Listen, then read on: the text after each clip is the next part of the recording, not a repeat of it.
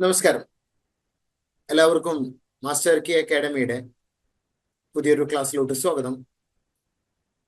നമ്മൾ ഇന്നിവിടെ ഈ ഒരു ക്ലാസ്സിലൂടെ ഡിസ്കസ് ചെയ്യാൻ വേണ്ടിയിട്ട് പോകുന്നത് കുറച്ച് PYQs ആണ്. അതായത് നമ്മളുടെ HSA സോഷ്യൽ സയൻസുമായിട്ട് ബന്ധപ്പെട്ട് കേരള PSC വിവിധ മീഡിയംസിൽ നടത്തിയിട്ടുള്ള ചോദ്യങ്ങൾ, അതായത് മലയാളം, കന്നഡ, തമിഴ് ഈ 3 മീഡിയങ്ങളിൽ നടത്തിയിട്ടുണ്ടായിരുന്ന കുറച്ച് ചോദ്യങ്ങളാണ് നമ്മൾ ഇന്നത്തെ ഈ ഒരു ക്ലാസ്സിലൂടെ ഡിസ്കസ് ചെയ്യാൻ വേണ്ടിയിട്ട് പോകുന്നത്. എസ്പെഷ്യലി നമ്മൾ ഇന്നത്തെ ഈ ഒരു ക്ലാസ്സിലൂടെ ഡിസ്കസ് ചെയ്യാൻ വേണ്ടിയിട്ട് പോകുന്നത് നമുക്ക് ഹിസ്റ്ററിയിൽ ചോദിച്ചിട്ടുള്ള ചോദ്യങ്ങളാണ്. ഹിസ്റ്ററിയിൽ നമ്മുടെ HSAയിൽ പ്രീവിയസ് ഇയർ ആയിട്ട് വന്നിട്ടുണ്ടായിരുന്ന ചോദ്യങ്ങളാണ് നമ്മൾ ഇന്നത്തെ ഈ ഒരു ക്ലാസ്സിലൂടെ ഡിസ്കസ് ചെയ്യാൻ വേണ്ടിയിട്ട് പോകുന്നത്. സോ ഇന്നത്തെ ഈ ഒരു ക്ലാസ് ഈ PYQ ഡിസ്കഷന്റെ ഒരു പാർട്ട് 1 ആണ്. ഓക്കെ, സോ എല്ലാവർക്കും ഒരിക്കൽ കൂടി മാസ്റ്റർ കി അക്കാഡമിയുടെ പുതിയൊരു ക്ലാസ്സിലോട്ട് സ്വാഗതം. സോ നമുക്ക് ആദ്യത്തെ ചോദ്യം ഡിസ്കസ് ചെയ്യാം. ആദ്യത്തെ ചോദ്യം കന്നഡ മീഡിയത്തിൽ നിന്നുള്ള ചോദ്യമാണ്.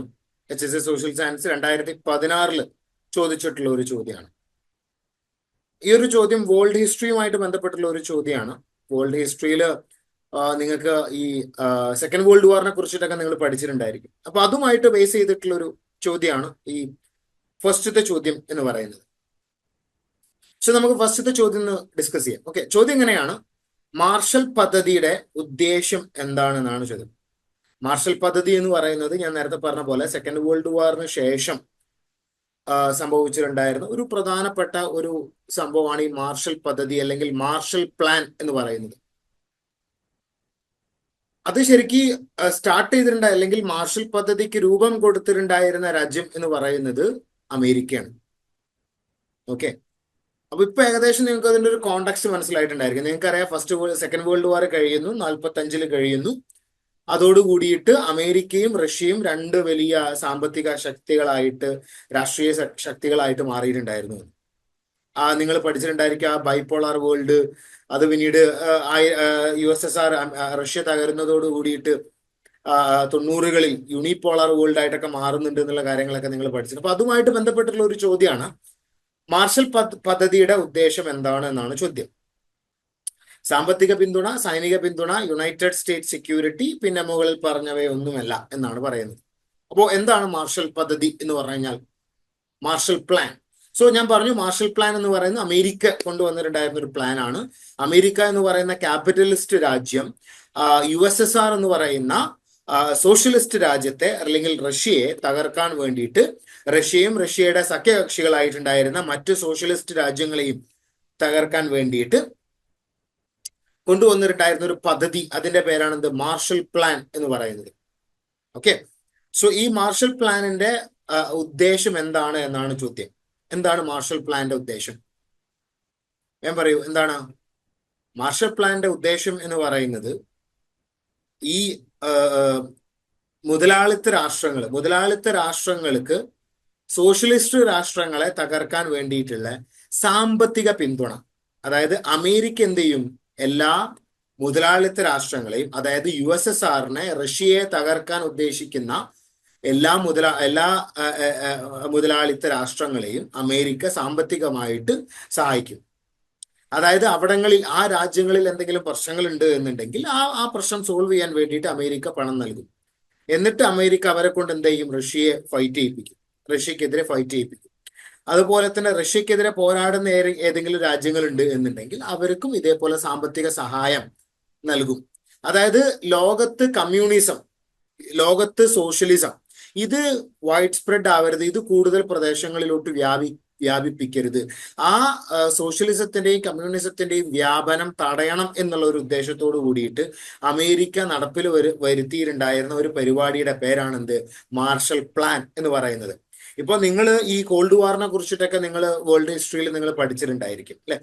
അപ്പൊ അതില് നമുക്ക് എന്തുണ്ട്? ഈ കോൾഡ് വാറിന്റെ സമയത്ത് ഈ നാറ്റോ, സെന്റോ, സിയാറ്റോ പോലുള്ള മിലിറ്ററി ഓർഗനൈസേഷൻസിന് രൂപം നൽകുന്നത് അത് സൈനികപരമായിട്ടാണ്. Okay, North Atlantic Treaty Organisation, Central Atlantic Treaty Organisation, അതുപോലെ തന്നെ South East Asian Treaty Organisation, SEATO, CENTO, അങ്ങനെ പറഞ്ഞ ഒരുപാട് ഓർഗനൈസേഷൻ, അത് അമേരിക്കയുടേതാണ്. അപ്പോൾ അതെന്താണ്? ഈ റഷ്യക്കെതിരെ പോരാടുന്ന രാജ്യങ്ങൾക്ക് സൈനിക പിന്തുണ കൊടുക്കുന്നതാണ് എന്ത്?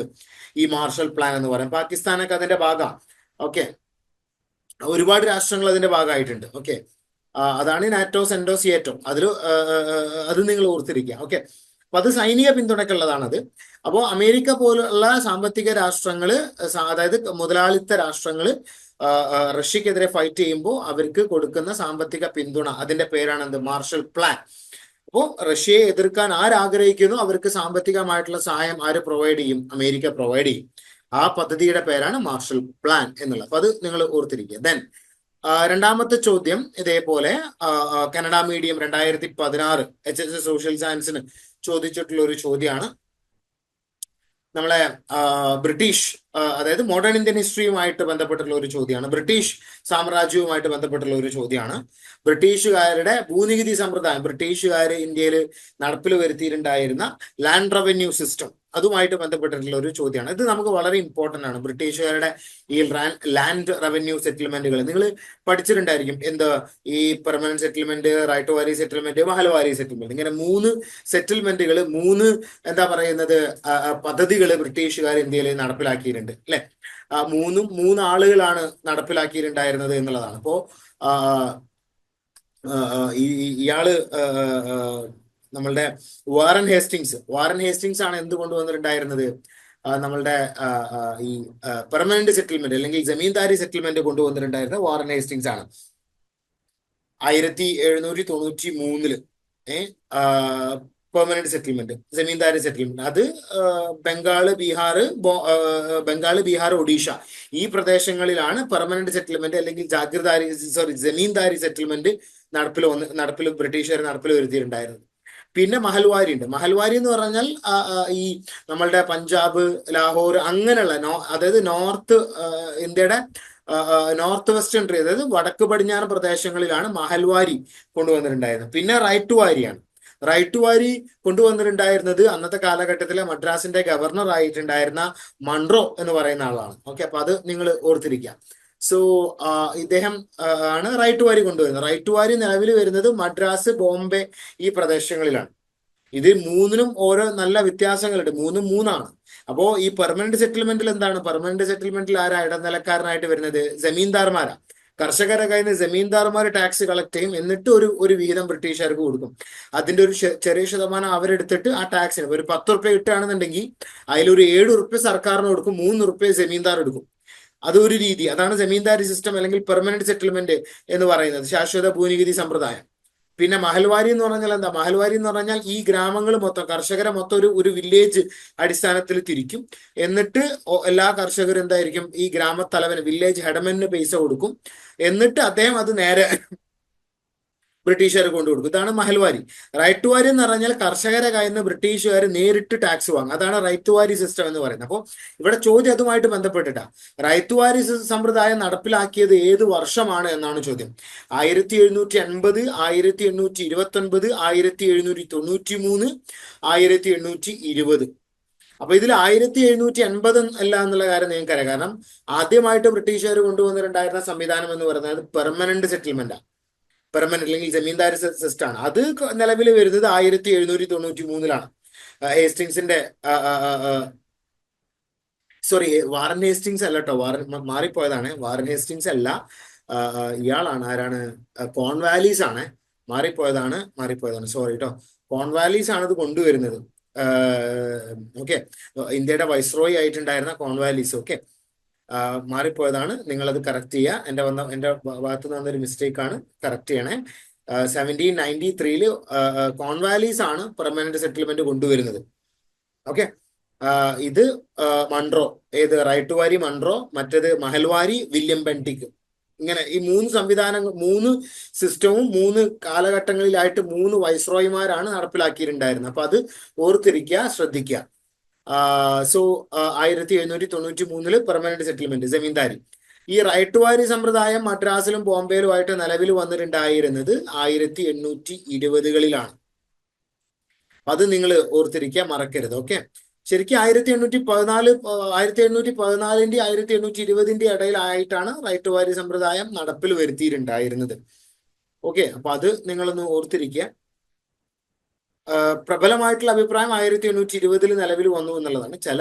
ഇപ്പോ നമ്മളുടെ ചില ഈ നമ്മളെ +2 NCERT ടെക്സ്റ്റ് ബുക്കിൽ ഹിസ്റ്ററിയുടെ പോർഷനിൽ പറയുന്നുണ്ട്, റൈറ്റ് ടു വാരി സിസ്റ്റത്തെ കുറിച്ചിട്ട് പറയുന്നുണ്ട്. അതിൽ ഈ കൊളോണിയലിസം ആൻഡ് കൺട്രി സൈഡ് എന്ന് പറയുന്ന ഒരു ചാപ്റ്റർ ഉണ്ട്. അതിൽ ഇതിനെ കുറിച്ചിട്ടൊക്കെ പറയുന്നുണ്ട്, മഹൽവാരി റൈറ്റ് ടു വാരി സിസ്റ്റത്തെ കുറിച്ചിട്ടൊക്കെ പറയുന്നുണ്ട്. പക്ഷെ അതിൽ പറയുന്നത് 1814 എന്നാണ്.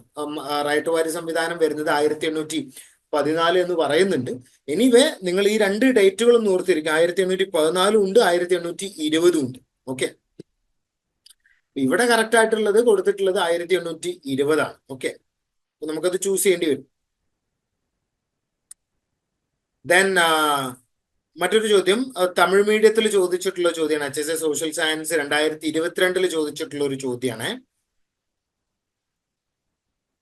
ചോദ്യം അമേരിക്കൻ റവല്യൂഷനുമായിട്ട് ബന്ധപ്പെട്ടുള്ള ഒരു ചോദ്യമാണ്. ഇതിന്റെ ഒരു പ്രത്യേകത എന്താണെന്ന് വെച്ച് കഴിഞ്ഞാൽ, ഈ അമേരിക്കൻ റവല്യൂഷൻ എന്ന് പറയുന്നത് നമ്മളുടെ പുതിയ HSA സിലബസിൽ കൊടുത്തിട്ടില്ല, പുതിയ HSA സിലബസിൽ ഇല്ല. പുതിയ HSA സിലബസിൽ ഉള്ള റവല്യൂഷനുകൾ എന്ന് പറയുന്നത് ഇൻഡസ്ട്രിയൽ റവല്യൂഷൻ ഉണ്ട്, പിന്നെ പ്രധാനമായിട്ട് വരുന്ന ഇൻഡസ്ട്രിയൽ റവല്യൂഷൻ ഉണ്ട്, ഫ്രഞ്ച് റവല്യൂഷൻ ഉണ്ട്, അതുപോലെ തന്നെ പിന്നെ ഇംഗ്ലീഷ് റവല്യൂഷൻ ആണ് കൊടുത്തിട്ടുള്ളത്.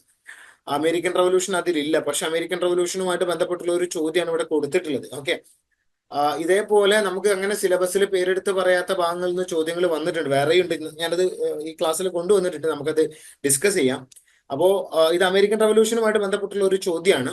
ചോദ്യം ഇങ്ങനെയാണ്: 1774 ഫിലാഡൽഫിയയിൽ നടന്ന ആദ്യത്തെ കോണ്ടിനെന്റൽ കോൺഗ്രസിൽ പങ്കെടുക്കാത്ത അമേരിക്കൻ കോളനി ഏതാണെന്നാണ് ചോദ്യം. ഓക്കെ, അതായത് അമേരിക്കൻ റവല്യൂഷനുമായിട്ട് ബന്ധപ്പെട്ട് അമേരിക്കൻ റവല്യൂഷൻ നടക്കുന്നതിന് മുന്നേ എന്താണ് ഈ ഫിലാഡൽഫിയയിൽ വെച്ചിട്ട് ഒരു കോണ്ടിനെന്റൽ കോൺഗ്രസ്, അതായത് അമേരിക്കയുടെ ഒട്ടുമിക്ക പ്രദേശങ്ങളിൽ നിന്നുള്ള ആളുകൾ പങ്കെടുത്തിട്ടുണ്ടായിരുന്ന ഒരു മീറ്റിംഗ് ഫിലാഡൽഫിയയിൽ വെച്ചിട്ട് ചേർന്നിട്ടുണ്ടായിരുന്നു 1774.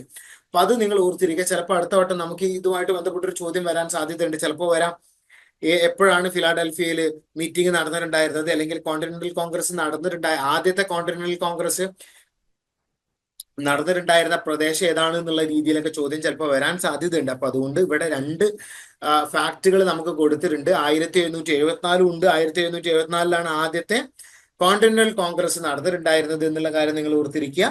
അതുപോലെ തന്നെ അത് അമേരിക്കയിലെ ഫിലാഡൽഫിയയിൽ വെച്ചിട്ടാണ് അത് നടന്നിട്ടുണ്ടായിരുന്നത് എന്നുള്ള ഒരു കാര്യവും നിങ്ങൾ ഓർത്തിരിക്കുക.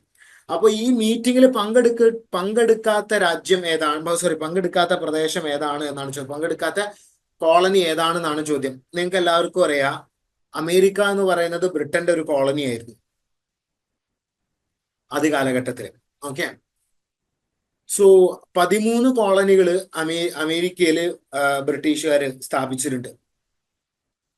ന്യൂജേഴ്സി, ജോർജിയ, വിർജീനിയ, ന്യൂയോർക്ക്, മെസച്യൂട്ട്സ്, അങ്ങനെ പറഞ്ഞിട്ട് 13 കോളനികൾ സ്ഥാപിച്ചിട്ടുണ്ട്. അപ്പൊ ഈ 13 കോളനികളാണ് ഇവർക്കെതിരെ എന്താക്കിയിട്ടുണ്ടായിരുന്നത്, പോരാട്ടം നടത്തിയിട്ടുണ്ടായിരുന്നത്, റിവോൾട്ട് നടത്തിയിട്ടുണ്ടായിരുന്നത്. ഇതിന്റെ ഭാഗമായിക്കൊണ്ട്, നമ്മളുടെ റവല്യൂഷന്റെ ഭാഗമായിക്കൊണ്ട്, അമേരിക്കൻ റവല്യൂഷന്റെ ഭാഗമായിക്കൊണ്ട്. അപ്പൊ ഈ 13 കോളനികളിൽ ഈ കോണ്ടിനെന്റൽ കോൺഗ്രസ് ബ്രിട്ടനെതിരെ യുദ്ധം ചെയ്യണമെന്നുള്ള ആ തീരുമാനം എടുത്തിട്ടുണ്ടായിരുന്നു. അങ്ങനെ ആളുകളെല്ലാം അതിനെക്കുറിച്ച് ഡിസ്കസ് ചെയ്യാൻ വേണ്ടിയിട്ട് ഒരു മീറ്റിംഗ് ചേർന്നിട്ടുണ്ടായിരുന്നു ഫിലാഡൽഫിയയിൽ. അപ്പോ അതില് പങ്കെടുക്കാത്ത കോളനികൾ 13 കോളനികൾ 12 എണ്ണവും പങ്കെടുത്തു, ഒന്ന് മാത്രം പങ്കെടുത്തിട്ടുണ്ടായിരുന്നില്ല. അത് ഏതാണെന്നാണ് ചോദ്യം. ന്യൂജേഴ്സി ആണോ, ജോർജിയ ആണോ, വിർജീനിയ ആണോ, ന്യൂയോർക്ക് ആണോ എന്നാണ് ചോദ്യം. ഏതാണ്? ഞാൻ പറയൂ. ജോർജിയ ആണ് അതിൽ പങ്കെടുക്കാത്ത ഒരു പ്രദേശം എന്ന് പറയുന്നത്. പങ്കെടുക്കാത്ത ഒരു കോളനി ഉണ്ട് എന്നുണ്ടെങ്കിൽ അത് ജോർജിയ മാത്രമാണ്. ബാക്കി 12 ആൾക്കാരും പങ്കെടുത്തിട്ടുണ്ട്. അപ്പൊ ജോർജിയ പങ്കെടുക്കാത്ത ഒരു കാരണം എന്താന്ന് വെച്ച് കഴിഞ്ഞാൽ, ആ സമയത്ത് ജോർജിയയിലെ ജനങ്ങളെ ബ്രിട്ടീഷുകാർ സഹായിച്ചിട്ടുണ്ടായിരുന്നു. അവിടുത്തെ ജനങ്ങള് ട്രൈബൽസുമായിട്ട് ചില ഇഷ്യൂസ് ഉണ്ടായിട്ടുണ്ടായിരുന്നു, അവിടുത്തെ ഗോത്രവർഗക്കാരുമായിട്ട്. അപ്പൊ ആ ഗോത്രവർഗക്കാരുമായിട്ടുണ്ടായിരുന്ന ഇഷ്യൂവില് അവിടുത്തെ നാടുകളിൽ താമസിച്ചിട്ടുണ്ടായിരുന്ന ആളുകളെ ബ്രിട്ടീഷുകാർ സഹായിക്കുന്നുണ്ട് ഗോത്രവർഗക്കാർക്കെതിരെ. അപ്പൊ അതുകൊണ്ട് എന്ത് ചെയ്ത്, ജോർജിയയിലെ ആളുകൾ ഇതിൽ നിന്ന് വിട്ടു നിൽക്കുകയാണ് ചെയ്തിട്ടുണ്ടായിരുന്നത്. ദെൻ അടുത്തൊരു ചോദ്യം ഇന്ത്യൻ ഹിസ്റ്ററിയുമായിട്ട് ബന്ധപ്പെട്ടുള്ള ഒരു ചോദ്യമാണ്. 2022 ചോദ്യമാണ്. 2022 തമിഴ് മീഡിയം HSA സോഷ്യൽ സയൻസിന് ചോദിച്ചിട്ടുള്ള ഒരു ചോദ്യമാണ്. ഗുപ്ത എംപയറുമായിട്ട് ബന്ധപ്പെട്ടുള്ള ഒരു ചോദ്യമാണ്. സോ ചോദ്യം ഇങ്ങനെയാണ്: അലഹബാദ് സ്തംഭത്തിൽ ആരുടെ ആക്രമണത്തെ കുറിച്ചിട്ടാണ് ആലേഖനം ചെയ്തിട്ടുള്ളത് എന്നാണ് ചോദ്യം. അലഹബാദ് പില്ലർ ഇൻസ്ക്രിപ്ഷനിൽ ആരുടെ ആക്രമണത്തെ കുറിച്ചിട്ടാണ് ഡിസ്കസ് ചെയ്തിട്ടുള്ളത് എന്നാണ് ചോദിച്ചിട്ടുള്ളത്. Okay. Allahabad Allahabad pillar inscription അതല്ല എന്നുണ്ടെങ്കിൽ അത് മറ്റൊരു പേരിലും കൂടെ അറിയപ്പെടുന്നുണ്ട്. ഏതാണ് ആ പേര്? വേം പറയൂ. അലഹബാദ് പില്ലർ ഇൻസ്ക്രിപ്ഷൻ അറിയപ്പെടുന്നത് ഏത് പേരിലാണ്? അലഹബാദ് പില്ലർ ഇൻസ്ക്രിപ്ഷൻ അറിയപ്പെടുന്നത് പ്രയാഗ പ്രശസ്തി എന്നുള്ള ഒരു പേരിലാണ്, അല്ലെ? അപ്പൊ അത് നിങ്ങൾ ഓർത്തിരിക്കുക. അതുപോലെ തന്നെ ഇത് ഈ അലഹബാദ് പില്ലർ ഇൻസ്ക്രിപ്ഷനിൽ എന്താണ് 33 ലൈനുകളാണ് ആകുള്ളത്. ഈ 33 ലൈനുകളിലാണ് എന്താക്കുന്നത് ഈ ഗുപ്ത രാജാവിനെ കുറിച്ചിട്ട് പ്രധാനമായിട്ടും എന്താക്കുന്നത് പറയുന്നത്. ഓക്കെ. സോ അപ്പൊ ചോദ്യം, ഈ അലഹബാദ് പില്ലർ ഇൻസ്ക്രിപ്ഷനിൽ ഏത് ഗുപ്ത രാജാവിനെ കുറിച്ചിട്ടാണ് പറയുന്നത് എന്നാണ് ചോദ്യം. ഏത് ഗുപ്ത രാജാവും ഏത് ഗുപ്ത രാജാവിന്റെ ആക്രമണത്തെ കുറിച്ചിട്ടാണ്, അദ്ദേഹത്തിന്റെ കോൺഗ്രസിനെ കുറിച്ചിട്ടാണ് ഈ അലഹബാദ് പില്ലർ ഇൻസ്ക്രിപ്ഷനിൽ പറയുന്നത് എന്നാണ് ചോദ്യം. നിങ്ങൾക്ക് എല്ലാവർക്കും അറിയുന്ന പോലെ ഈ അലഹബാദ് പില്ലർ ഇൻസ്ക്രിപ്ഷൻ എഴുതിയിട്ടുണ്ടായിരുന്നു, അത് ആലേഖനം ചെയ്തിട്ടുണ്ടായിരുന്നത് ഹരിസേന എന്ന് പറയുന്ന ഒരാളാണ്. ഈ ഹരിസേന എന്ന് പറയുന്നത് ഈ ഇത് എഴുതാൻ പെർമിഷൻ കൊടുത്തിട്ടുണ്ടായിരുന്ന രാജാവിന്റെ കൊട്ടാരം കവിയായിരുന്നു. അപ്പൊ അങ്ങനെ ഹരിസേനനാണ് ഇത് അലഹബാദ് പില്ലർ ഇൻസ്ക്രിപ്ഷൻ അല്ലെങ്കിൽ പ്രയാഗ പ്രശസ്തി എഴുതുന്നത്. 33 വരികളിലായിട്ട് സംസ്കൃതം ഭാഷയിലാണ് അത് ഉണ്ടായിട്ടുണ്ടായിരുന്നത്. അപ്പൊ അത് ആരെ കുറിച്ചിട്ടാണ് പറയുന്നത് എന്നാണ് ചോദ്യം. സമുദ്രഗുപ്ത, മഹാപദ്മനന്ദ, ശതവാഹന, ചന്ദ്രഗുപ്ത മൗര്യ. പറയൂ, ആരെ കുറിച്ചിട്ടാണ് പറയുന്നത്? അത് ഡിസ്കസ് ചെയ്യുന്നത് സമുദ്രഗുപ്തനെ കുറിച്ചിട്ടാണ്. ഓക്കെ. സമുദ്രഗുപ്തൻ എങ്ങനെയാണ് ഓരോ പ്രദേശങ്ങളെ കീഴടക്കിയിട്ടുണ്ടായിരുന്നത് എന്നുള്ള വിഷയമാണ് ഈ അലഹബാദ് സ്തംഭത്തിൽ പ്രധാനമായിട്ടും ഡിസ്കസ് ചെയ്യുന്നത്. അപ്പൊ അത് നിങ്ങൾ ഓർത്തിരിക്കുക, മറക്കരുത്. പ്രയാഗ പ്രശസ്തി, അതിന്റെ പേരുകളൊക്കെ നിങ്ങൾ ഓർത്തിരിക്കണം, മറക്കരുതേ. ഇതില് ചന്ദ്രഗുപ്ത മൗര്യ അദ്ദേഹത്തിന്റെ ഫേമസ് ആയിട്ടുള്ള ഒരു ഇൻസ്ക്രിപ്ഷൻ ഉണ്ട്, ചന്ദ്രഗുപ്ത മൗര്യ സെക്കൻഡ്. അദ്ദേഹത്തിന്റെ ഒരു ഇൻസ്ക്രിപ്ഷൻ ആണ് എന്ത്, ഈ മെഹറോലി അയൺ പില്ലർ. എന്താണ് മെഹറോലി അയൺ പില്ലർ? ചന്ദ്രഗുപ്ത മൗര്യന്റെ ആണ്. അപ്പൊ അത് നിങ്ങൾ ഓർത്തിരിക്കുക, മെഹറോലി അയൺ പില്ലർ, മറക്കരുതേ. അലഹബാദ് പില്ലർ ഇൻസ്ക്രിപ്ഷൻ സമുദ്രഗുപ്ത, മെഹറോലി, ചന്ദ്രഗുപ്ത, മറക്കരുതേ.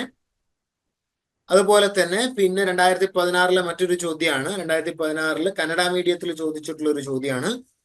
മലബാറിൽ സ്ഥാപിതമായ ജില്ലാ കോൺഗ്രസിന്റെ സെക്രട്ടറി ആരായിരുന്നു എന്നാണ് ചോദ്യം. അതായത് നമ്മളുടെ കേരള ഹിസ്റ്ററിയുമായിട്ട് ബന്ധപ്പെട്ട് കേരളത്തിൽ നടന്നിട്ടുണ്ടായിരുന്ന നാഷണൽ മൂവ്മെന്റുമായിട്ടൊക്കെ ബന്ധപ്പെട്ടുള്ള ഒരു ചോദ്യമാണ്. മലബാറിൽ സ്ഥാപിതമായിട്ടുണ്ടായിരുന്ന ജില്ലാ കോൺഗ്രസിന്റെ സെക്രട്ടറി ആരായിരുന്നു എന്നാണ് ചോദ്യം. ഓക്കെ. അപ്പൊ അത് നിങ്ങൾ ഓർത്തിരിക്കുക. ജില്ലാ കോൺഗ്രസ് മലബാറിൽ അതിന്റെ സെക്രട്ടറി ആരായിരുന്നു? വി കെ കൃഷ്ണമേനോന്, കേശവ മേനോന്, കുഞ്ഞിരാമൻ നായർ, ശങ്കുണ്ണി മേനോന്. ആരാണ്? ഇപ്പൊ പറയൂ, ആരാണ്? V K കൃഷ്ണമേനോനാണോ, Keshava മേനോനാണോ, Kunhiraman നായരാണോ, Sankunni മേനോനാണോ? ആരാണ് മലബാറിൽ സ്ഥാപിതമായിട്ടുണ്ടായിരുന്ന ജില്ലാ കോൺഗ്രസ്, അതായത് ഡിസ്ട്രിക്ട് കോൺഗ്രസിന്റെ സെക്രട്ടറി ആയിട്ടുണ്ടായിരുന്നത് എന്നാണ് ചോദ്യം. ഓക്കെ. സോ പറയൂ, ആരാണ്? ഇത് വളരെ ഫേമസ് ആയിട്ടുള്ളൊരു എന്താ പറയുന്നത്, ഈ മലബാറിലെ ഡിസ്ട്രിക്ട് കോൺഗ്രസ് എന്ന് പറയുന്നത് വളരെ ഫേമസ് ആണ്. കാരണം 916 അത് രൂപം കൊണ്ടിട്ടുണ്ടായിരുന്നു. 916 അത് രൂപം കൊള്ളുന്ന സമയത്ത് അതിന്റെ ഫസ്റ്റ് മീറ്റിംഗ് പാലക്കാട് വെച്ച് നടന്നിട്ടുണ്ടായിരുന്നു. പാലക്കാട് വെച്ച് നടന്ന സമയത്ത് അതിൽ പങ്കെടുക്കാൻ വേണ്ടിയിട്ട് ആനി ബെസന്റ് ഒക്കെ വന്നിട്ടുണ്ട്. അപ്പോ പറയൂ, ആരാണ് ഇതിന്റെ സെക്രട്ടറി ആയിട്ടുണ്ടായിരുന്നത്? ഈ ഡിസ്ട്രിക്ട് അല്ലെങ്കിൽ ജില്ലാ കോൺഗ്രസിന്റെ സെക്രട്ടറി ആയിട്ടുണ്ടായിരുന്ന ആള് കേശവ മേനോനാണ്. അപ്പൊ അത് ഒന്ന് ഓർത്തിരിക്കുക, മറക്കരുത്, കേശവ മേനോൻ. ദെൻ മറ്റൊരു ചോദ്യം 2022 ചോദിച്ചിട്ടുള്ള ഒരു ചോദ്യമാണ്. HSIയിലെ മലയാളം മീഡിയത്തിൽ ചോദിച്ചിട്ടുള്ള ഒരു ചോദ്യമാണ്. നമ്മളുടെ ഹിസ്റ്റോറിയോഗ്രഫിയുമായിട്ട് ബന്ധപ്പെട്ടുള്ള ഒരു ചോദ്യമാണ്. ചോദ്യം എങ്ങനെയാണ്? താഴെ കൊടുത്തിരിക്കുന്ന പ്രസ്താവനകളിൽ തോമസ് കാലയിലുമായിട്ട് ബന്ധപ്പെട്ടിട്ടുള്ളത് ഏതാണ് എന്നാണ് ചോദ്യം. തോമസ് കാലയിൽ കൊടുത്ത ഹിസ്റ്ററിയെ അദ്ദേഹം എങ്ങനെയാണ് ഡിഫൈൻ ചെയ്തിട്ടുണ്ടായിരുന്നത് എന്നാണ് ചോദ്യം. തോമസ് കാലയിൽ അദ്ദേഹത്തിന്റെ പേര് നിങ്ങൾ ഓർത്തിരിക്കുക. ഓക്കെ. സോ സ്റ്റേറ്റ്മെന്റുകൾ എങ്ങനെയാണ്? ചരിത്രം മനുഷ്യരെ ബുദ്ധിമാന്മാരാക്കുന്നു. ലോക ചരിത്രം മഹാന്മാരുടെ ജീവചരിത്രം തന്നെയാണ്. ചരിത്രം വർത്തമാനവും ഭൂതകാലവും തമ്മിലുള്ള സംവാദമാണ്. ചരിത്രം അവസാനിക്കാത്ത വർഗസമരത്തിന്റെ കഥയാണ് എന്നാണ് പറയുന്നത്. ഇത് ഫേമസ് ആയിട്ടുണ്ടായിരുന്ന ആളുകൾ പറഞ്ഞിട്ടുണ്ടായിരുന്ന ഡയലോഗുകളാണ് ഇതെല്ലാം. അതായത് ഇതിൽ ഈ പറയുന്ന ഓപ്ഷൻ ഡി ഉണ്ടല്ലോ, അതായത് ചരിത്രം അവസാനിക്കാത്ത വർഗസമരത്തിന്റെ കഥയാണ് എന്ന് പറയുന്നത് ആരാണെന്ന് അറിയാം. അങ്ങനെ ഹിസ്റ്ററിയെ നിർവചിച്ചിട്ടുണ്ടായിരുന്നത് കാൾ മാർക്സ് ആണ്. അത് നിങ്ങൾ പഠിച്ചിട്ടുണ്ടായിരിക്കും. വേൾഡ് ഹിസ്റ്ററിയുടെ ആ ടോപ്പിക്കിൽ നമ്മൾ ഇതിനെ കുറിച്ചിട്ട് പറയുന്ന സമയത്ത് എന്താണ് ഈ ഡെഫിനേഷൻസ് ഓഫ് ഹിസ്റ്ററി പറയുന്ന സമയത്ത് നിങ്ങൾ പഠിച്ചിട്ടുണ്ടായിരിക്കും. സോ അദ്ദേഹമാണ് എന്ത് history is the history of class struggle എന്ന് പറഞ്ഞിട്ടുണ്ടായിരുന്നു. അതുപോലെ തന്നെ ചരിത്രം വർത്തമാനവും ഭൂതകാലവും തമ്മിലുള്ള സംവാദമാണ്. ഇറ്റ്സ് എ ഡയലോഗ് ബിറ്റ്വീൻ എന്താണ് between history is a dialogue between the present and the past എന്ന് പറഞ്ഞിട്ടുണ്ടായിരുന്നത് E.H. കാർ ആണ്. ഓക്കെ, അപ്പൊ അത് നിങ്ങൾ ഓർത്തിരിക്കുക. ഓക്കെ, അപ്പൊ അത് മറക്കരുതേ. ഇത് ഇങ്ങനെ പറഞ്ഞിട്ടുണ്ടായിരുന്നത് E.H. കാർ ആണ്. Okay, E.H. കാർ ആണ് വാട്ട് ഈസ് ഹിസ്റ്ററി എന്ന് പറയുന്ന ഫേമസ് ആയിട്ടുള്ള ബുക്കൊക്കെ എഴുതിയിട്ടുണ്ടായിരുന്നു. ഓക്കെ,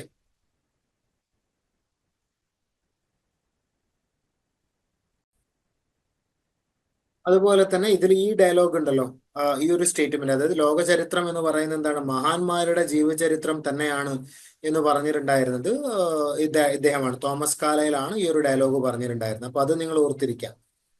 അദ്ദേഹത്തിൻ്റെതാണ് ഈ ഒരു ഡയലോഗ്. അപ്പൊ കറക്റ്റ് ആയിട്ടുള്ള ഉത്തരം എന്ന് പറയുന്നത് ഏതാണ്? തോമസ് കാലയിലിന്റെ ഈ ഒരു സ്റ്റേറ്റ്മെന്റ്, ലോക ചരിത്രം മഹാന്മാരുടെ ജീവചരിത്രം തന്നെയാണ്. അതായത് world history is the history is the biography of എന്താണ് ഗ്രേറ്റ് മാൻ എന്ന് പറയുന്നത് ഇദ്ദേഹമാണ്. ഓക്കെ, അപ്പൊ അത് നിങ്ങൾ ഓർത്തിരിക്കുക. അതുപോലെ തന്നെ ചരിത്രം മനുഷ്യരെ ബുദ്ധിമാന്മാരാക്കുന്നു എന്ന് ആർഗ്യൂ ചെയ്തിട്ടുണ്ടായിരുന്നത് ഇംഗ്ലീഷുകാരനായിട്ടുണ്ടായിരുന്ന ഒരു എഴുത്തുകാരനാണ്, ഫ്രാൻസിസ് ബേക്കൺ എന്ന് പറയുന്ന ഒരാളാണ് ഇങ്ങനെ പറഞ്ഞിട്ടുണ്ടായിരുന്നത്. അപ്പൊ അത് നിങ്ങൾ ഓർത്തിരിക്കുക. ഫ്രാൻസിസ് ബേക്കന്റെ പേര് ഫ്രാൻസിസ് ബേക്കൺ ആണ് എന്ത് പറഞ്ഞിട്ടുണ്ടായിരുന്നത്? ചരിത്രം മനുഷ്യന്മാരെ ബുദ്ധിമാന്മാരാക്കുന്നു, അതായത് ഹിസ്റ്ററി മേക്സ് മാൻ വൈസ് എന്ന് പറഞ്ഞിട്ടുണ്ടായിരുന്നത് ഫ്രാൻസിസ് ബേക്കൺ ആണ്. അപ്പൊ അത് നിങ്ങൾ ഓർത്തിരിക്കുക. ഇത്തരത്തിലുള്ള ചോദ്യങ്ങൾ നമുക്ക് ഈ ഒരു പോർഷൻ നമുക്ക് പ്രതീക്ഷിക്കാവുന്നതാണ്.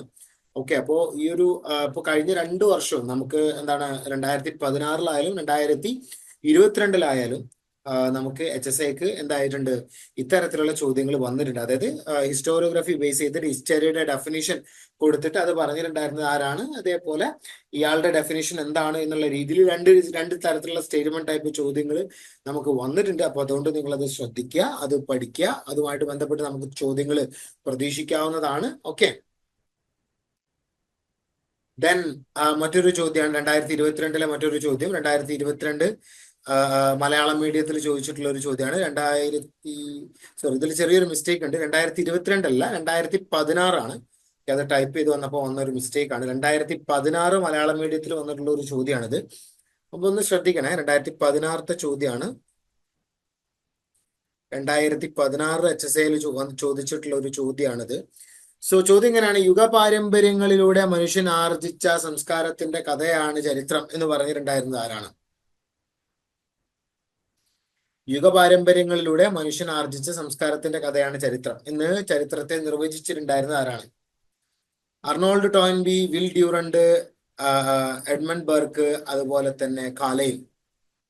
കാലയിലല്ല എന്നുള്ള കാര്യം നമുക്കറിയാം. കാരണം കാലയിൽ നേരത്തെ നമ്മൾ കാലയിലിനെ കുറിച്ച് ഡിസ്കസ് ചെയ്തു. കാലയില് എന്താണ് പറയുന്നത്? ലോക ചരിത്രം എന്ന് പറയുന്നത് മഹാന്മാരുടെ ജീവചരിത്രം തന്നെയാണ്, അവരുടെ ബയോഗ്രഫി തന്നെയാണ് എന്നാണ് അദ്ദേഹം പറയുന്നത്. അപ്പൊ കാലയിലല്ല എന്നുള്ള കാര്യം നമുക്ക് ഉറപ്പിക്കാം. ദെൻ പിന്നെ ഇതിൽ നമുക്ക് മെയിൻ ആയിട്ട് വരുന്നത് ആരൊക്കെയാണ്? അർണോൾഡ് ടോയിൻബി, എഡ്മണ്ട് ബർക്ക്, അതുപോലെ തന്നെ വിൽ ഡ്യൂറന്റ്. അപ്പൊ ഇതിൽ ആരാണ് ഈ ഒരു സ്റ്റേറ്റ്മെന്റ് പറഞ്ഞിട്ടുണ്ടായിരുന്നത്?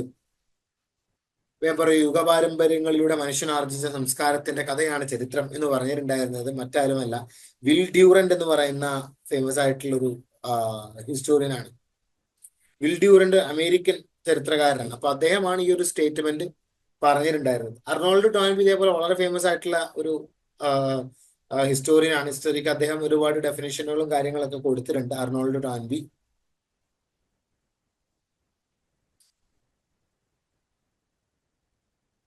ദെൻ 2022 മറ്റൊരു ചോദ്യമാണ് മലയാളം മീഡിയം HSA സോഷ്യൽ സയൻസിന്.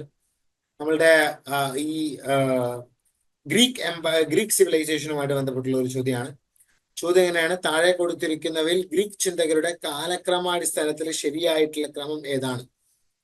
അതായത് ആരാണ് ഗ്രീക്ക് ഗ്രീക്ക് ചിന്തകരിൽ ആദ്യം വന്നിട്ടുണ്ടായിരുന്ന ആരാണ് എന്നുള്ള രീതിയിൽ അത് അറേഞ്ച് ചെയ്യാനാണ് നമ്മളോട് പറഞ്ഞിട്ടുള്ളത്. ഇത് നമുക്ക് അറിയണമെന്നുണ്ടെങ്കിൽ ഇവർ തമ്മിലുള്ള കണക്ഷൻ നമുക്കറിയണം. ഇതിൽ 3 പേരുകളാണ് കൊടുത്തിട്ടുള്ളത്: അരിസ്റ്റോട്ടില്, സോക്രട്ടീസ്, പ്ലാറ്റോ. അപ്പൊ ഈ 3 പേരുകള് 4 ഓപ്ഷനുകളിലായിട്ട് തിരിച്ചു മറിച്ചു അങ്ങനെ ഇങ്ങനെയൊക്കെയാണ് ഇത് കൊടുത്തിട്ടുള്ളത്. അപ്പൊ ഇതിൽ കറക്റ്റ് ആയിട്ടുള്ള ആ ഒരു ഓർഡർ, ആ കാലക്രമ ഓർഡറിൽ വരുന്നത് ഏതാണ് എന്നാണ് ചോദ്യം. ഒരാള് ശിഷ്യൻ, അയാളുടെ അതായത് ഗുരു, ശിഷ്യൻ, അതുപോലെ തന്നെ ഗുരു, ശിഷ്യൻ, ഈ ഒരു ഓർഡറാണ് ഫോളോ ചെയ്തിട്ടുണ്ടായിരുന്നത്. ഇതിൽ ആരാണ് ഗുരു, ആരാണ് ശിഷ്യൻ എന്നുള്ള കാര്യം ഒന്ന് പറയണം. ആ അടിസ്ഥാനത്തിൽ നമുക്ക് ഇത് അറേഞ്ച് ചെയ്യാനാണ് നമ്മളോട് പറഞ്ഞിട്ടുള്ളത്. So Socrates, Plato, Aristotle, Aristotle, Socrates, Plato, Socrates, Aristotle, Plato, Plato, Socrates, Aristotle. ഏതാണ് കറക്റ്റ് ആയിട്ടുള്ള ഓർഡർ? അപ്പൊ ഇത് അതാ ഞാൻ പറയാം, ഇത് മുന്നേ നമ്മൾ ക്ലാസ്സിൽ പറഞ്ഞിട്ടുണ്ടെന്നാണ്, നമ്മൾ HSC പ്രിപ്പയർ ചെയ്യുന്ന സമയത്ത് ഡീറ്റെയിൽ ആയിട്ട് തന്നെ പഠിക്കേണ്ടതാണ്. അതല്ലാതെ ജസ്റ്റ് സോക്രട്ടീസും പ്ലാറ്റോയും അരിസ്റ്റോട്ടിലും ഗ്രീക്കുകാരാണെന്ന് പഠിച്ചിട്ട് കാര്യമില്ല. അവരുടെ ക്രൊണോളജി നമ്മൾ പഠിക്കണം. അതിൽ ആരാദ്യം വന്നു എന്നുള്ള കാര്യം നമ്മൾ പഠിക്കേണ്ടതാണ്. എങ്കിൽ മാത്രമേ നമുക്ക് ഇത്തരത്തിലുള്ള ചോദ്യങ്ങൾ നമുക്ക് ആൻസർ ചെയ്യാൻ പറ്റുള്ളൂ. അപ്പൊ ഇവിടുത്തെ ചോദ്യം എന്താണ്? സോക്രട്ടീസ് ആണോ, പ്ലാറ്റോ ആണോ, അരിസ്റ്റോട്ടിൽ ആണോ എന്നാണ് ചോദ്യം. അപ്പൊ പറയൂ, നിങ്ങൾ ഏതാണ് സെലക്ട് ചെയ്യുക?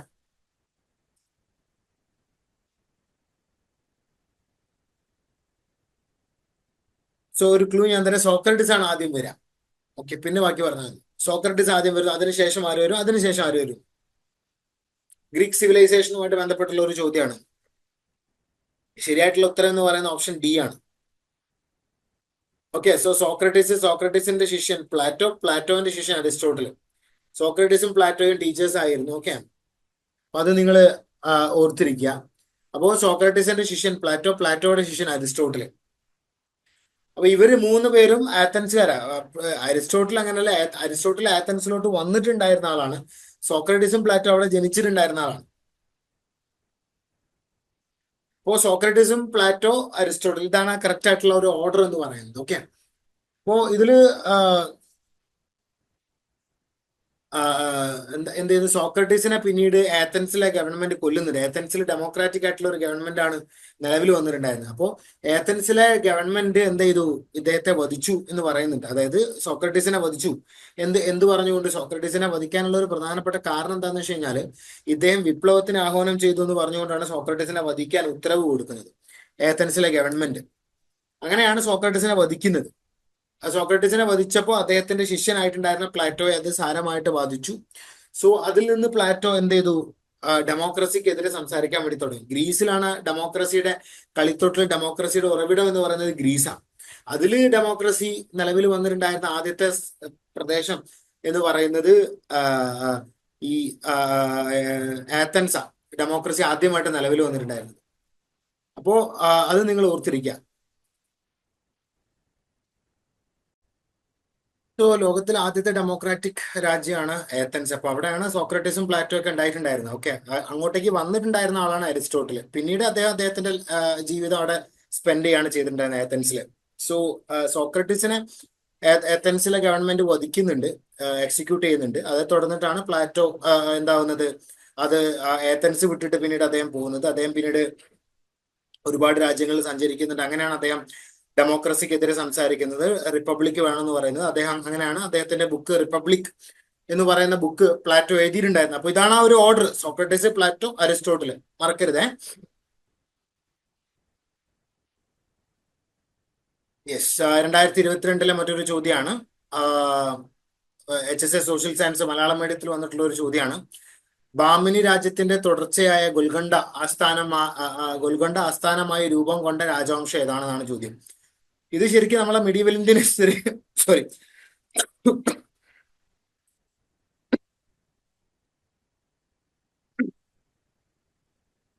ഇത് നമ്മളുടെ മെഡീവൽ ഇന്ത്യൻ ഹിസ്റ്ററിയുമായിട്ട് ബന്ധപ്പെട്ടുള്ള ഒരു ചോദ്യമാണ്. പക്ഷേ ഇത് ഈ ബാമനി രാജ്യത്തെ കുറിച്ചിട്ടോ അല്ലെങ്കിൽ ഇതിൽ ഈ പറയുന്ന കുത്തബ് ഷാഹി, ബദീർ ഷാഹി, ആദിൽ ഷാഹി, ഈ ഡൈനാസ്റ്റീസിനെ കുറിച്ചിട്ടോ ഒന്നും തന്നെ നമ്മളുടെ സിലബസിൽ പേരെടുത്ത് പറയുന്നില്ല. പക്ഷെ അവരുമായിട്ട് ബന്ധപ്പെട്ട ചോദ്യം നമുക്ക് വന്നിട്ടുണ്ട്.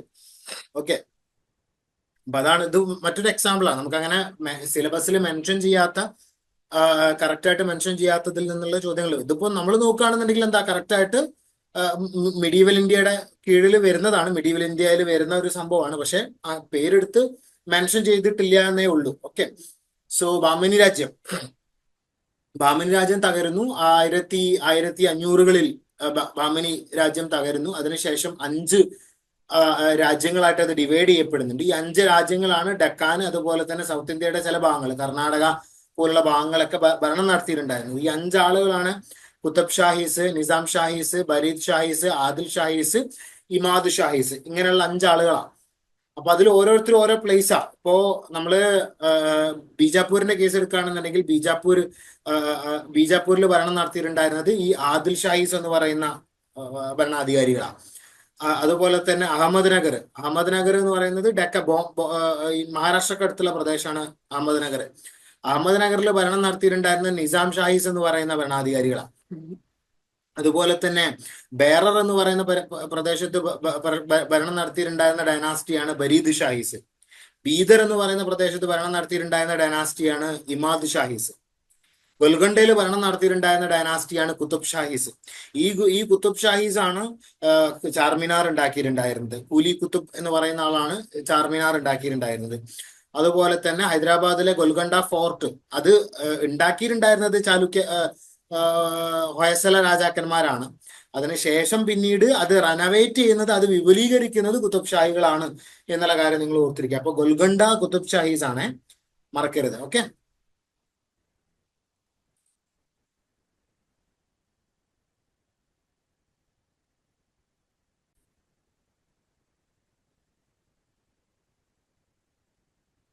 സോ നമുക്ക് നെക്സ്റ്റ് ക്വസ്റ്റ്യൻ ഡിസ്കസ് ചെയ്യാം. 2016 ചോദിച്ചിട്ടുള്ള ഒരു ചോദ്യമാണ്, Malayalam medium HSC social science. So ചോദ്യം ഇങ്ങനെയാണ്: the grand old man of Indian national movement was. അതായത് നമ്മളുടെ ഇന്ത്യൻ നാഷണൽ മൂവ്മെന്റുമായിട്ട് ബന്ധപ്പെട്ട്, മോഡേൺ ഇന്ത്യൻ ഹിസ്റ്ററിയുമായിട്ട് ബന്ധപ്പെട്ടിട്ടുള്ള ഒരു ചോദ്യമാണ്. നമ്മളെ ഈ മൊഡ്യൂൾ നമ്പർ, അതായത് പാർട്ട് എയില് ഉള്ള ഒരു നമ്മളുടെ സിലബസിലെ പാർട്ട് എയുമായിട്ട് ബന്ധപ്പെട്ടിട്ടുള്ള ഒരു ചോദ്യമാണ്. നമ്മളുടെ ഈ കറണ്ട് അഫയേഴ്സും കാര്യങ്ങളൊക്കെ വരുന്ന ഒരു പോർഷൻ ഉണ്ടല്ലോ നിങ്ങളുടെ സിലബസിൽ. അപ്പൊ അതിൽ നിന്നുള്ള ഒരു ചോദ്യമാണ്. സോ പറയും, ആരാണ്? നമ്മളുടെ ഇന്ത്യൻ ഹിസ്റ്ററിയുമായിട്ട് ബന്ധപ്പെട്ട ഒരു ചോദ്യമാണ്. അപ്പൊ അതുകൊണ്ട് ഞാൻ ജസ്റ്റ് കൊണ്ടുവന്നേ ഉള്ളൂ. പാർട്ട് എ ആയതുകൊണ്ടാണ് ഇതെന്താക്കുന്നത് ഇംഗ്ലീഷിൽ വരുന്നത്. പാർട്ട് ബി പിന്നെ സോഷ്യൽ സയൻസ്, നമ്മുടെ ഡൊമൈൻ സബ്ജക്റ്റ് ആകുമ്പോൾ പിന്നീട് മലയാളമാണ് വരിക. പക്ഷെ പാർട്ട് എ ഇംഗ്ലീഷിലാണ്.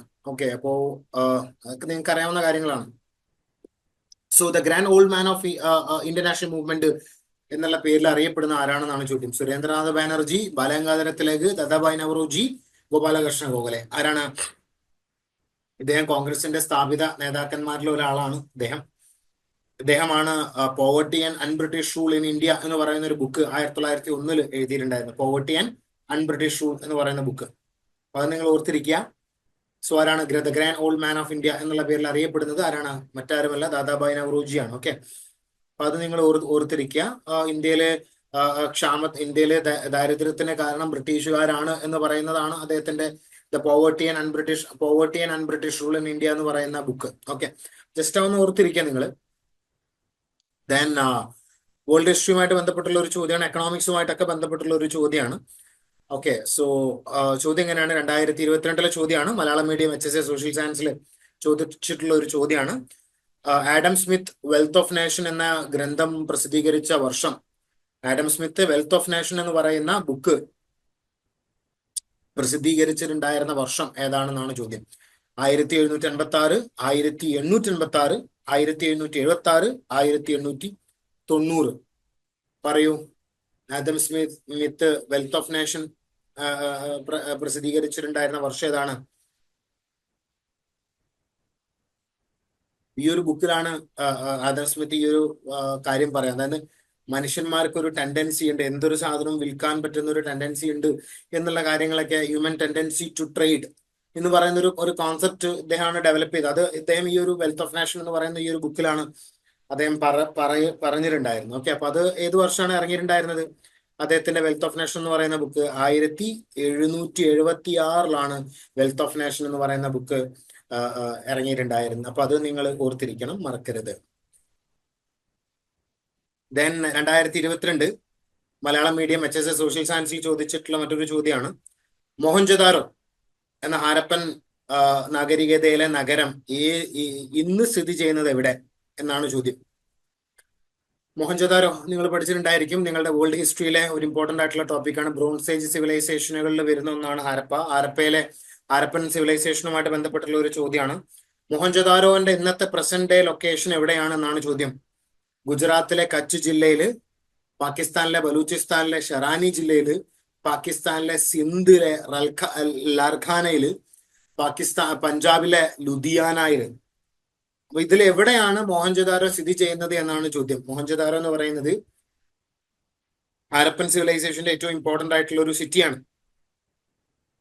ഓക്കെ, അപ്പൊ അത് നിങ്ങൾ ഓർത്തിരിക്കുക. ഹാരപ്പ, മോഹൻജദാരോ, കാളിബംഗൻ, ലോത്തൽ എന്നൊക്കെ പറയുന്ന ഒരുപാട് പട്ടണങ്ങൾ ഉണ്ടായി വന്നിട്ടുണ്ട്. അപ്പോ ഇത്തരത്തിലുള്ള ചോദ്യങ്ങൾ നിങ്ങൾക്ക് പ്രതീക്ഷിക്കാം. ഓരോ സൈറ്റുകൾ ഇന്ന് എവിടെയാണ് സ്ഥിതി ചെയ്യുന്നത് എന്നുള്ള രീതിയിലുള്ള ചോദ്യങ്ങൾ പ്രതീക്ഷിക്കാം. അപ്പൊ അതുകൊണ്ട് അതൊന്ന് നോക്കി വെക്കുക. നിങ്ങൾക്ക് എല്ലാവർക്കും അറിയുന്ന പോലെ ഈ മോഹൻജദാരോയും ഹാരപ്പയും, ഹാരപ്പൻ സിവിലൈസേഷന്റെ രണ്ട് പ്രധാനപ്പെട്ട നഗരങ്ങളാണ് മോഹൻജദാരോയും ഹാരപ്പയും. ഇത് രണ്ടും ഇന്ന് സ്ഥിതി ചെയ്യുന്നത് പാകിസ്ഥാനിലാണ്. ബാക്കി പ്രദേശങ്ങൾ ഇപ്പൊ ധൊലാവിര ഗുജറാത്തിലാണ്, കാളിബംഗൻ രാജസ്ഥാനിലാണ്, ബനാവലി ഹരിയാനയിലാണ്, പിന്നെ ലോത്തല് ഗുജറാത്തിലാണ്. ഇങ്ങനെയുള്ള മറ്റ് പ്രധാനപ്പെട്ട സിറ്റികളെല്ലാം ഇതേപോലെ ഇന്ത്യയിലാണ്. അതുപോലെ തന്നെ ആലംഗീർപൂർ അതൊക്കെ UP-യിലാണ് വരുന്നത്. ഇതൊക്കെയാണ് പ്രധാനപ്പെട്ട സിറ്റികൾ. അപ്പൊ ഇതിൽ രണ്ടെണ്ണം, ഏറ്റവും പ്രധാനപ്പെട്ട രണ്ടെണ്ണം ഹാരപ്പയും മോഹൻജദാരും പാകിസ്ഥാനിൽ. അപ്പോ മോഹൻജദാരോ എവിടെയാണെന്നാണ് ചോദ്യം. മോഹൻജദാരോ ഗുജറാത്തിനടുത്താണ് കിടക്കുന്നത്. ഗുജറാത്തിനടുത്ത് പാകിസ്ഥാന്റെ പ്രദേശമായിട്ടുണ്ടായിരുന്ന സിന്ധ് എന്ന് പറയുന്ന പ്രവിശ്യയിലാണ്, സിന്ധിലെ ലർഖാനയിലാണ് ഈ മോഹൻജദാരോ എന്ന് പറയുന്ന പ്രദേശം അല്ലെങ്കിൽ ആ ടൗൺ ഇന്ന് സ്ഥിതി ചെയ്യുന്നത് കേട്ടോ. അപ്പൊ അത് നിങ്ങൾ ഓർത്തിരിക്കുക. ഇന്ത്യയുടെ ഭാഗമായിരുന്നു, പക്ഷെ പാർട്ടീഷൻ ചെയ്തപ്പോൾ വിഭജനത്തിന് ശേഷം അത് എങ്ങോട്ടേക്ക് പോയതാണ്? പാകിസ്ഥാനിലോട്ട് പോയതാണ് എന്നുള്ളതാണ്. അപ്പൊ അത് നിങ്ങൾ ഓർത്തിരിക്കുക. ദെൻ മറ്റൊരു ചോദ്യം 2016 ചോദ്യമാണ്. ഹാരപ്പൻ സിവിലൈസേഷനുമായിട്ട് ബന്ധപ്പെട്ടുള്ള ചോദ്യം തന്നെയാണ്. തുറമുഖ നഗരം എന്ന പേരിൽ അറിയപ്പെട്ട ഹാരപ്പൻ സാംസ്കാരിക കേന്ദ്രം ഏതാണ്? തുറമുഖ നഗരം എന്നുള്ള പേരിൽ, പോർട്ട് സിറ്റി എന്നുള്ള പേരിൽ അറിയപ്പെട്ടിട്ടുണ്ടായിരുന്ന ടൗൺ ഏതാണ്? ഹാരപ്പൻ ടൗൺ ഏതാണെന്നാണ് ചോദ്യം. കാളിബംഗനാണോ, ബനാവലി ആണോ, മോഹൻജദാരോയാണോ, ലോത്തലാണോ എന്നാണ് ചോദ്യം. ഓക്കെ, അപ്പൊ പറയൂ, ഏതാണ് തുറമുഖ നഗരം? തുറമുഖ നഗരം എന്നുള്ള പേരിൽ അറിയപ്പെട്ടിട്ടുണ്ടായിരുന്നത് ഏതാണ്? തുറമുഖ നഗരം ഏതാ? തുറമുഖ നഗരം എന്നുള്ള പേരിൽ അറിയപ്പെട്ടിട്ടുണ്ടായിരുന്നത് ഗുജറാത്തിലെ ലോത്തൽ എന്ന് പറയുന്ന പട്ടണമാണ്. അപ്പൊ അത് നിങ്ങൾ ഓർത്തിരിക്കുക, ലോത്തൽ മറക്കരുത്. തുറമുഖ നഗരം ലോത്തൽ. ഓക്കെ, ദെൻ ഹാരപ്പൻ സിവിലൈസേഷനുമായിട്ട് ബന്ധപ്പെട്ടുള്ള മറ്റൊരു ചോദ്യമാണ്. 2007 കന്നഡ മീഡിയത്തിൽ ചോദിച്ചിട്ടുള്ള ഒരു ചോദ്യമാണ്. ചോദ്യം എങ്ങനെയാണ്? സിന്ധു നദീ തട സംസ്കാരത്തിലെ ആളുകൾ ഏത് വിഭാഗത്തിൽപ്പെടുന്ന ആളുകളായിരുന്നു എന്നാണ് ചോദ്യം. മെഡിറ്ററേനിയൻ, പ്രോ ആസ്ട്രോളോയിഡുകള്, നോർഡിക്, വൈവിധ്യമാർന്ന വംശീയ ഗ്രൂപ്പുകൾ. ഇതിൽ ഏത് വംശത്തില്, ഏത് കാറ്റഗറിയിലാണ് ഇവർ പെടുക എന്നാണ് ചോദ്യം. സിന്ധു നദീ തട സംസ്കാരത്തിലെ ആളുകൾ. ഇതിൽ പ്രധാനമായിട്ടുള്ള ബാക്കി രണ്ടെണ്ണം നമുക്ക് ഡിലീറ്റ് ചെയ്യാൻ പറ്റും. നോർഡിക്കും അല്ല, വൈവിധ്യമാർന്ന വംശീയ ഗ്രൂപ്പ് എന്തായാലും അല്ല. മെഡിറ്ററേനിയൻ ഓർ പ്രോ ആസ്ട്രോളോയിഡുകൾ എന്നുള്ളതാണ്. ഇതില് ഹരപ്പക്കാര് അവിടുത്തെ ആളുകൾ, ഹാരപ്പൻ നാഗരികതയിലെ ആളുകൾ ഏത് ജനുസിൽ പെടുന്ന ആളുകളാണ്? മെഡിറ്ററേനിയൻ ആണോ, പ്രോ ആസ്ട്രോളോയിഡുകളാണോ എന്നാണ് ചോദ്യം. ഏതാണ് പറയൂ? ഏത് ഇതിലാണ് അറിയപ്പെടുന്നത്?